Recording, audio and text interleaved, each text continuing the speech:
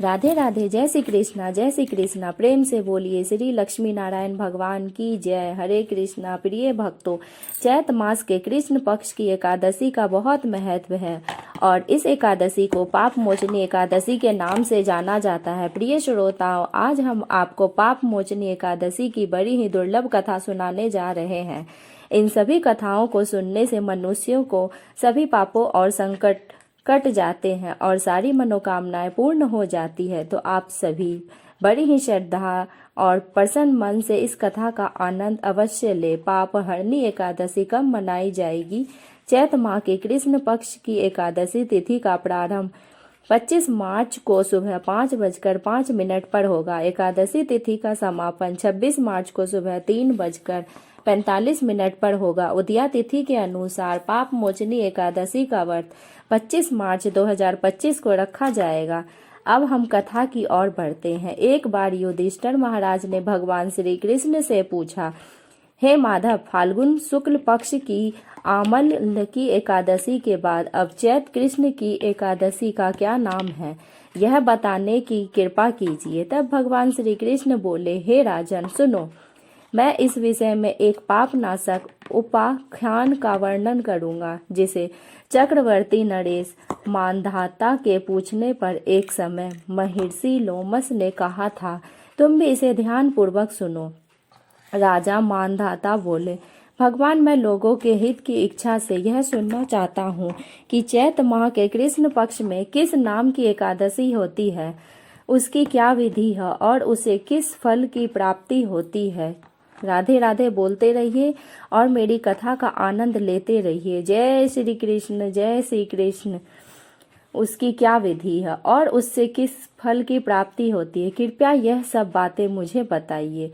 अब लोमस ऋषि कहने लगे, हे राजन, पूर्व समय की बात है। अप्सराओं से सेवित चैत रथ नामक वन में, जहाँ गंधर्व की कन्या एक दूसरे के साथ बाजे बजाते हुए विहार करती थी, मंजू घोषा नाम की एक अप्सरा मुनिवर मेधावी को मोहित करने के लिए गई।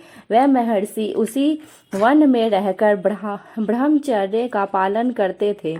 मंजू घोषा उस मुनि के भय से आश्रम में एक कोस दूर ही रुक गई और सुंदर ढंग से वीणा बजाती हुई मधुर स्वर से गीत गाने लग गई। मुनि श्रेष्ठ मेधावी घूमते हुए उधर ही जा निकले और उस सुंदरी अप्सरा को इस प्रकार गायन करते देखकर सेना सहित कामदेव से परास्त होकर बस मोह के वशीभूत हो गए। मुनि की ऐसी अवस्था देखकर मंजू घोषा उनके समीप आई और वीणा नीचे रखकर उनका आलिंगन करने लगी। मेधावी भी सब कुछ भूलकर उसके साथ रमन करने लग गए। कामवश रमन करते हुए उन्हें रात और दिन का भी भान न रहा। इस प्रकार मुनि जनों चित्त सदाचार का लोप होने के कारण अप्सरा के साथ रमन करते करते उन्हें बहुत दिन बीत गए। मंजू घोषा अब देवलोक में जाने को तैयार हुई। जाते समय उसने मुनि श्रेष्ठ मेधावी से कहा, हे ब्राह्मण, अब मुझे अपने देश जाने की आज्ञा दीजिए। मेधावी बोली, देवी, जब तक सवेरे की संध्या ना हो जाए तब तक तुम मेरे पास ही ठहर जाओ। अप्सरा कहने लगे, ब्राह्मण, अब तक ना जाने कितनी संध्या चली गई, आप मुझ पर कृपा करके जरा बीते हुए समय का विचार तो कीजिए। तब लोमस आगे कहते हैं, राजन, अप्सरा की बात सुनकर मेधावी के नेत्र आश्चर्य से चकित हो गए। उस समय उन्होंने जब बीते हुए समय का हिसाब लगाया तब उन्हें पता चला कि उस अप्सरा के साथ रहते रहते तो उन्हें 57 वर्ष बीत चुके हैं। उसे अपनी तपस्या का विनाश करने वाली जानकर मुनि को उस अप्सरा पर बड़ा क्रोध आया। फिर उन्होंने उसे शाप देते हुए कहा, पापनी, तू पिचासनी ही हो जा। मुनि के शाप से दग्ध होकर वह विनय से नतमस्तक होकर हाथ जोड़कर बोली, हे विप्र, मेरे शाप का उद्धार कीजिए। 7 वाक्य बोले या 7 कदम तक साथ चलने से मात्र ही सत्पुरुषों के साथ मैत्री हो जाती है। हे ब्राह्मण, मैंने तो आपके साथ अनेकों वर्ष बिताए हैं, इसीलिए हे स्वामी, मुझ पर आप कृपा कीजिए। तब मुनि बोले, तुमने मेरी बहुत बड़ी तपस्या नष्ट कर डाली। भद्रे, मेरी बात सुनो। हे शाप से उद्धार करने के लिए तुम क्या कर सकती हो? तो चैत कृष्ण पक्ष में जो शुभ एकादशी आती है उसका नाम है पाप मोचनी। वह सभी पापों का नाश करने वाली है सुंदरी। उसी का व्रत करने पर तुम्हारी यह पिशाचनी दूर हो सकेगी। ऐसा कहकर मेधावी मुनि अपने पिता मुनिवर च्यवन के आश्रम पर गए और उसने सारा वृत्तांत कह सुनाया। उन्हें आया देखकर च्यवन मुनि ने उनसे पूछा, बेटा यह तुमने क्या किया? तुमने तो अपने समस्त पुण्यों का नाश कर डाला। मेधावी बोले, पिताजी मैंने अप्सरा के साथ रमन करने का पाप किया। अब कृपा करके कोई ऐसा पश्चाताप बताइए जिससे इस पाप का नाश हो सके। तब च्यवन मुनि ने कहा, तुम चैत कृष्ण पक्ष में जो पाप मोचनी एकादशी होती है उसका व्रत करने पर पाप राशि का विनाश हो जाएगा। पिता का यह कथन सुनकर फिर मेधावी मुनि ने उस व्रत का अनुष्ठान किया जिससे उनका समस्त पाप नष्ट हो गया और वे पुनः तपस्या से परिपूर्ण हो गए। इसी प्रकार मंजू घोष ने भी इस उत्तम व्रत का पालन किया। पाप मोचनी का व्रत करने के कारण वह पिशाच योनि से मुक्त हो गए और दिव्य रूप धारिणी श्रेष्ठ अप्सरा होकर स्वर्ग लोक को चली गई। तब लोमस ऋषि ने राजा माधंता से कहा, राजन, जो श्रेष्ठ मनुष्य पाप मोचनी एकादशी का व्रत करते हैं उनका सारा पाप नष्ट हो जाता है। इसको पढ़ने और सुनने से सहस्त्र गोदान का फल मिलता है। ब्रह्म हत्या, स्वर्ण की चोरी, मदिरा पान और गुरु पत्नी गमन करने वाले भी इस व्रत के करने से पाप मुक्ति हो जाते हैं। यह व्रत बहुत ही पुण्यमय है। इस प्रकार धनराज युधिष्ठिर को पाप मोचनी एकादशी व्रत का महात्म सुनाकर भगवान श्री कृष्ण मौन हो गए। तब धर्मराज ने भी भगवान के बताए विधान अनुसार इस व्रत का पालन किया। बोलिए श्री लक्ष्मी नारायण भगवान की जय, श्री तुलसी माता की जय, शालिग्राम भगवान की जय। भक्तों आइए अब आप सभी की मनोकामनाओं को पूर्ण करने वाली दूसरी कथा को भी सुनते हैं। एक बार देवर्ष नारद जी वैकुंठ लोक को गए। वहां उन्होंने भगवान श्री लक्ष्मी जी को प्रणाम किया। फिर नारद जी ने श्री हरि से कहा, प्रभु अब धरती पर आपका प्रभाव कम हो रहा है। धर्म पर चलने वालों को कोई अच्छा फल नहीं मिल रहा तो पाप कर रहे हैं उनका भला हो रहा है। तब भी श्री हरि कहने लग गए, ऐसा नहीं है देवर्षि, जो भी हो रहा है सब नियति के कारण हो रहा है। श्री हरि की बात सुनकर नारद जी बोले, प्रभु मैं तो देखकर आ रहा हूँ कि पापियों को तो अच्छा फल मिल रहा है लेकिन भला करने वालों को और धर्म के रास्ते पर चलने वाले लोगों को बुरा फल मिल रहा है, उन्हें दुख भोगने पड़ रहे हैं। भगवान ने कहा, देवर्षि कोई ऐसी घटना बताओ जिससे तुम्हें यह लगा हो। नारद जी कहने लगे, प्रभु अभी अभी मैं एक जंगल से आ रहा हूँ। वहाँ एक गाय दलदल में फंसी हुई है। कोई भी उसे बचाने का प्रयास नहीं कर रहा। थोड़ी ही देर के बाद मैंने देखा कि फिर एक चोर उधर से गुजरा। दलदल में फंसी हुई गाय को देखकर वह रुका तक नहीं, बल्कि उस गाय पर पैर रखकर वह दलदल से भरा हुआ गड्ढा लांग कर आगे गया। उस चोर को सोने की मोहरों से भरी एक थैली मिली। थोड़ी ही देर बाद वहां पर एक साधु महाराज आए। उन्होंने उस गाय को दलदल से फंसा देखकर तो गाय को बाहर निकालने की पूरी कोशिश की और पूरी ताकत लगा दी। आखिरकार उस गाय को निकाल लिया। गाय को बाहर निकालने के प्रयास में वह साधु महाराज खुद दलदल में लथपथ हो गए थे। तब वह साधु महाराज आगे बढ़े और एक गड्ढे में गिर गए। गड्ढे में गिरते ही उन्हें चोट लग गई। प्रभु अब आप बताइए यह कौन सा न्याय है? नारद जी की पूरी कथा सुनने के बाद श्री हरि बोले, देवर्षि ये सही ही हुआ। जो चोर गाय पर पैर रखकर भाग गया था उसकी किस्मत में तो एक खजाना था, लेकिन उसके इस पाप के कारण उसे केवल कुछ मोहर ही मिल पाए। वहीं उन साधु महाराज को गड्ढे में इसीलिए गिरना पड़ा क्योंकि उनके भाग्य में उस समय मृत्यु लिखी हुई थी, लेकिन एक गाय को बचाने के कारण और उस दलदल से बाहर निकलने के कारण उनके पुण्य भी बहुत अधिक बढ़ गए और उनकी मृत्यु एक छोटी सी चोट में बदल गई। इंसान के कर्म से ही उनका भाग तय होता है देवर्षि, इसीलिए अच्छे कर्म करना कभी भी नहीं छोड़ना चाहिए। श्री हरि की बात सुनकर देवर्षि नारद मुस्कुराते हुए और प्रभु को प्रणाम करते हुए नारायण नारायण कहकर प्रभु की रचाई हुई सृष्टि की अन्य लीलाएं देखने के लिए चल पड़े। प्रेम से बोलिए श्री लक्ष्मी नारायण भगवान की जय। भक्तों, अब हम आगे एकादशी माता की कथा सुनाने जा रहे हैं। एकादशी माता की कथा को सुनने से ही एकादशी व्रत का पूरा फल माना जाता है। श्रोताओं को एक बार एक बूढ़ी माँ ने एकादशी का उपवास रखा। बड़े ही भक्ति भाव से वह एकादशी की पूजा किया करती थी। वह बूढ़ी हो चुकी थी। उन्हें वृद्धाश्रम में कोई भी ऐसी वस्तु नहीं चाहिए थी। वह एकादशी का उपवास रखती, क्योंकि एकादशी का उपवास रखने से तो श्री हरि की कृपा से सब कुछ मिल जाता है। वह बुढ़िया माँ तो अपने बच्चों के लिए, अपने परिवार की सुख सुविधा के लिए इतना कठिन व्रत रखती थी। वह दिन भर तो बड़ा कठिन मन करके और अपनी प्यास को किसी तरह से रोके रही, क्योंकि एकादशी के व्रत में वो जल की एक बूंद भी ग्रहण नहीं करती थी। एकादशी को ही जल पीकर वह अपने व्रत का पालन किया करती थी। दिन भर उन्होंने किसी प्रकार अपने मन को संयमित रखा। पूजा पाठ की, व्रत की कथा पूरी सुनी और फिर पंडित जी को मिट्टी के एक पात्र में भरकर पानी और मौसमी फल दान में दिए। दोना भरकर शक्कर भी वितरित की। उन्हें गर्मी के कारण बड़ी बेचैनी हो रही थी। एक तो निराहार और निर्जल रहकर उपवास रखा था और ऊपर से प्यास भी अधिक सता रही थी। इसी कारण उन्होंने सोचा कि चलो पानी में बैठूं तो शायद थोड़ी देर शांति मिले। यह सोचकर वह पानी में बैठी रही। पानी के बार बार कुल्ला करती और मुंह हाथ धोती, तब भी उसे जाकर उन्हें थोड़ा बहुत चैन मिला। एक तो धूप तेज पड़ रही थी, इस कारण बार बार बूढ़ी माँ का मुंह सूखा जा रहा था। बूढ़ी माँ बड़ी बेचैन हो रही थी। एक तो बुढ़ापा, दूसरा यह भयंकर गर्मी। बुढ़ापे की तो स्थिति ही ऐसी होती है, बड़ी मुश्किल से धीरज बन पाता है। अब किसी प्रकार से रोध होकर दिन कट पाया। अब बूढ़ी माँ के सामने पहाड़ सी लंबी रात थी, जिसका कट पाना बड़ा ही मुश्किल दिखाई दे रहा था। चारपाई पर पड़ी हुई बूढ़ी माँ को किसी प्रकार की शांति नहीं मिल रही थी। बार बार प्यास के मारे गला सूख रहा था और वह इस प्रकार बेचैन होकर करवटें बदलती जा रही थी।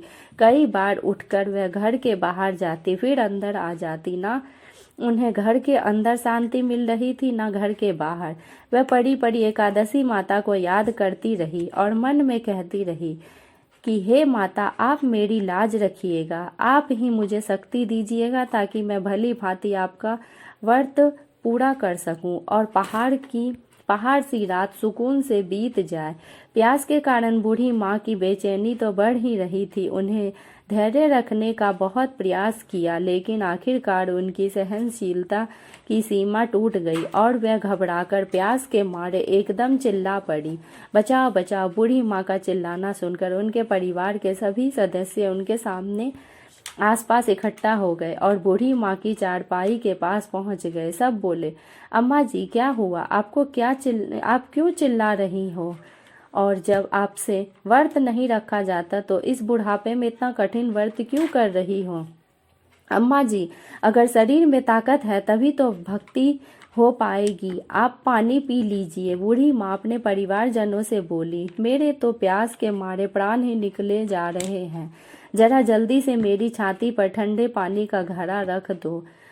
नातिन ने दौड़कर दादी की छाती पर ठंडे पानी का बर्तन रख दिया। तब कहीं जाकर उन्हें थोड़ा बहुत सुकून मिला, और जब सुकून मिला तो थोड़ी देर के लिए उन्होंने अपनी आंखें बंद कर ली। इधर एकादशी माता सोचने लग गई, ये है तो बूढ़ी माँ, लेकिन बड़े नियम से मेरा व्रत रखती है।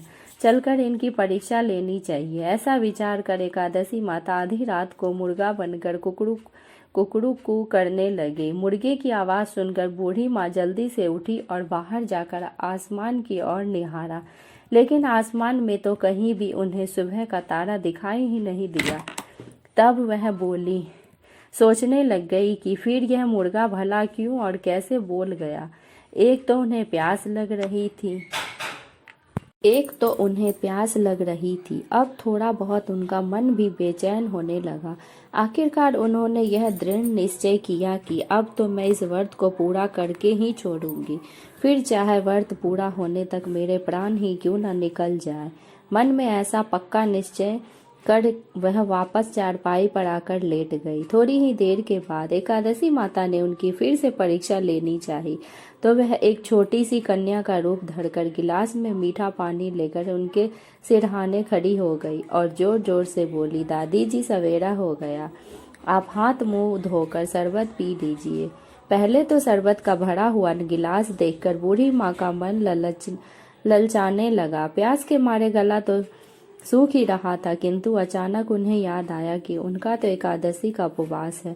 फिर उन्होंने सोचा कि अभी तो मैं किसी भी तरह यह पानी का शरबत नहीं पी सकती, और फिर वह चुपचाप वापस अपनी चारपाई पर लेट गई। जैसे ही उनकी आंखें लग गई तभी उन्हें एहसास हुआ कि मानो किसी ने उन्हें पानी से भरे कुएं में पटक दिया हो। वह बहुत देर तक उस कुएं में हाथ पांव चिल्लाती रही, लेकिन इस बीच उन्होंने अपने मुंह में पानी की एक बूंद भी नहीं जाने दी, क्योंकि उनका एकादशी का उपवास था जो वह पक्के निश्चय के साथ कर रही थी। अपना व्रत पालन करती रही। थोड़ी ही देर में उन्हें ऐसा लगा कि मानो सामने आग लग रही हो। आग के कारण बड़ी भारी गर्मी लगने लगी। प्यास के मारे उनके प्राण निकलने लगे, लेकिन इतना सब होने के बाद भी बूढ़ी माँ ने पानी की एक बूंद भी नहीं पी। वह तो बस चारपाई पर बैठी बैठी एकादशी माता का ध्यान करती रही। अब सवेरा होने में बस कुछ ही समय था। यह जानकर वह बड़ी तसल्ली के साथ इधर उधर घूमने लग गई। एकादशी माता अब तक यह बात अच्छी तरह से समझ गई कि इन बूढ़ी माँ को किसी भी प्रकार से अपने व्रत से नहीं टाला जा सकता है। इस उनके सत्य व्रत को भली भांति समझ गई। अब सवेरा हो गया तो बूढ़ी माँ ने स्नान किया, भगवान श्री हरि का पूजन किया, फिर एकादशी माता की कथा सुनी, ब्राह्मणों को दक्षिणा देकर भोजन कराया। तब कहीं जाकर उन्होंने जल ग्रहण किया। कन्याओं को भोजन कराने के बाद बूढ़ी माँ ने फिर स्वयं भोजन किया और उस श्रेष्ठ व्रत के प्रभाव से बूढ़ी अम्मा की आयु में वृद्धि हो गई। उनकी आयु बढ़ गई। उनका घर परिवार हरा भरा हो गया। अब उनके घर में किसी भी चीज की कोई कमी नहीं थी। उनका घर हर प्रकार से सुख साधनों से भर गया। नाती नातिने ने उनका घर भर गया और वह उसी समय उस दिन से 12 महीने की एकादशी का व्रत करने लग गई। एकादशी माता के व्रत के पुण्य प्रभाव से इस संसार में हर प्रकार के सुख भोग कर सकते हैं। वह बूढ़ी माँ अंत में भगवान श्री हरि के धाम को चली गई। जैसे एकादशी माता ने उन बूढ़ी माँ को और उनके परिवार को हरा भरा किया, वैसे ही यह एकादशी माता हम सभी की मनोकामनाएं पूर्ण कीजिएगा। प्रेम से बोलिए श्री लक्ष्मी नारायण भगवान की जय, एकादशी माता की जय। प्रिय श्रोताओं, यह भी आज की कथाएं उम्मीद है आपको पसंद आई होगी। उदया तिथि में पाप मोचनी एकादशी व्रत 25 मार्च 2025 मंगलवार को रखा जाएगा। पाप मोचनी एकादशी व्रत पारण का समय पाप मोचनी एकादशी व्रत का पारण 26 मार्च बुधवार को किया जाएगा। व्रत पारण का शुभ मुहूर्त 26 मार्च को दोपहर 1:41 से शाम 4:08 तक रहेगा। पूजा विधि: सुबह जल्दी उठकर स्नान आदि से निर्मित हो जाए। घर के मंदिर में दीप प्रज्वलित करें। भगवान विष्णु का गंगा जल से अभिषेक करें। भगवान विष्णु को पुण्य पुष्प और तुलसी दल अर्पित करें। अगर संभव हो तो इस दिन व्रत भी रखें। भगवान की आरती करें। भगवान को भोग लगाए। इस बात का विशेष ध्यान रखें कि भगवान को सिर्फ सात्विक भोजनों का भोग लगाया जाता है। भगवान विष्णु के भोग में तुलसी को जरूर शामिल करें। ऐसा माना जाता है कि बिना तुलसी के भगवान विष्णु भोग ग्रहण नहीं करते हैं। इस पावन दिन भगवान विष्णु के साथ ही माता लक्ष्मी की पूजा भी करें। इस दिन भगवान का अधिक से अधिक ध्यान करें। पूजा सामग्री की लिस्ट: श्री विष्णु जी का चित्र अथवा मूर्ति, नारियल, सुपारी, फल, लौंग, धूप, घी, पंचामृत, अक्षत, तुलसी दल, चंदन, मिष्ठान, श्री हरि कृष्ण। दोस्तों, आपको ये कथाएं और जानकारी कैसी लगी प्लीज़ कमेंट कीजिए, लाइक कीजिए, सब्सक्राइब कीजिए। अगर आपको अच्छा लगा हो तो प्लीज़ चैनल को सब्सक्राइब कीजिए। जोर से बोलिए भगवान श्री नारायण भगवान की जय।